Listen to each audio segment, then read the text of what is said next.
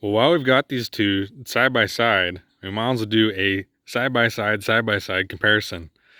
This is a 23 Canam Commander XTP, and this is a 21 Razor Pro XP. And I mean, they're both in the similar price range, so why don't we just go over like the comparisons exactly? Right, we got them right next to each other. So we'll just start at the front and work our way to the back, I guess. So both of these have a winch on them. The XTP definitely came with a winch. The Pro XP I had to add it. It's not a huge deal if it comes with it or not. It's like $600 to add a Canadian, a 6,000 pound winch. And the XTP comes with these nice 30-inch tires, and actually comes with bead locks, where the Razor, these are aftermarket, but these are now bald 32s and some aftermarket wheels. Right now they're pretty much the same size, 30s and 32s, because mine are so wore out, but that way they're pretty comparable. Even suspension wise, like, it's pretty much the same setup, really. The XTP is gonna be like more of a locker setup, I'm pretty sure.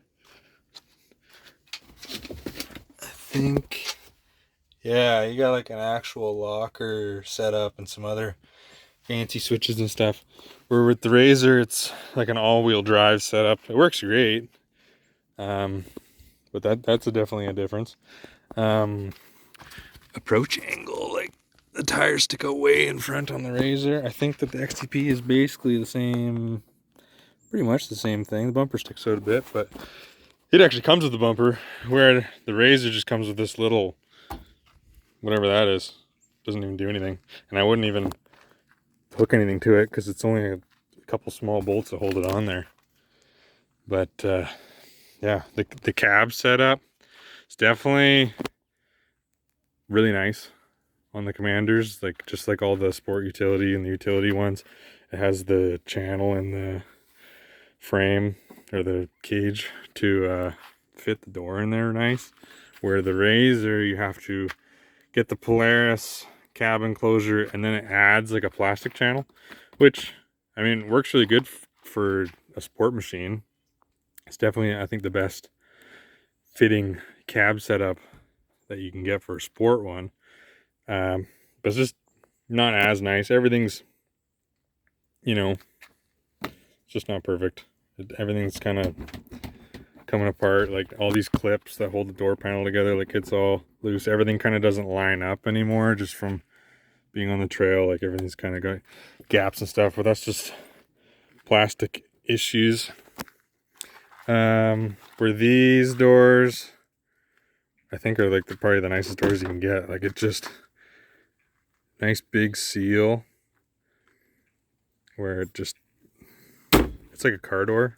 Where the Razor, you have to add the inner panel, like the XTP comes with the full half doors. Where these, you have to add the inner door panel, and then it adds like a rubber piece of trim on there, but the rubber trim doesn't really seal it up that good. Like, you still get lots of dust going through there. You can see some light through there on the other side. It doesn't fit that great.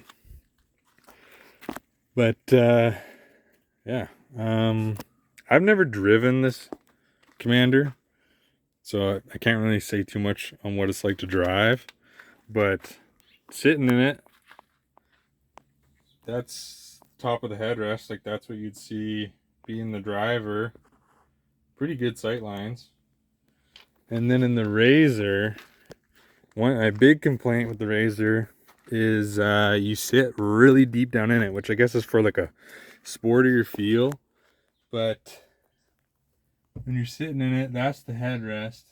I can't see the camera, so I don't know what exactly you're seeing, but you're seeing, like, when you're driving, you're seeing a lot of the dash. Like, you can't see the hood at all, and if you're short, you're gonna have a hard time. Like, I'm 6 feet tall, and my neck gets sore because I spend a lot of the time sitting right on the very edge of the seat, and then craning to look over and try and see what's directly in front of me. Because if you just hang out back down on the seat, then I've had it before where there's like a rock or something will sneak up and you'll drag it or run into it or whatever. It's annoying that way. But when you're on the roads or like doing higher speed stuff where, you know, it's on a Forest Service road or something, it's definitely really comfortable, and you can do that all day.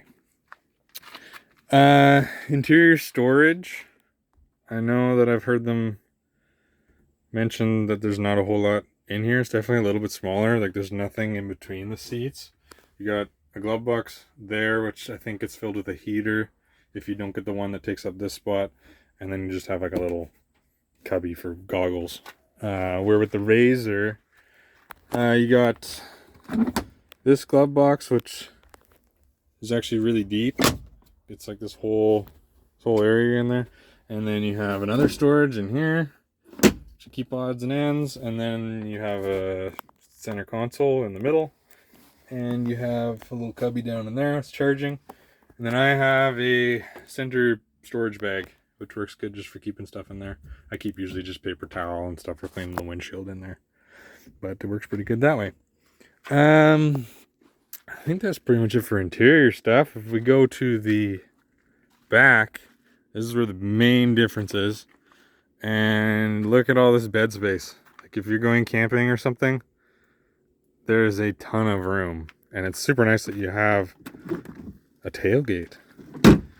Where with the Razor, it's definitely, I think, probably the best out of the sport machines for storage. Like it's pretty deep.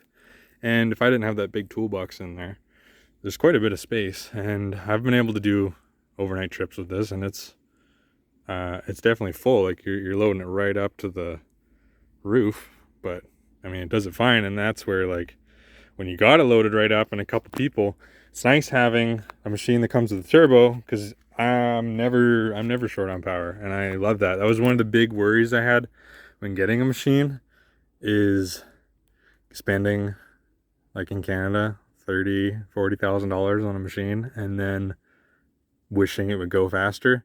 And I was just terrified of spending the money and then regretting it that way.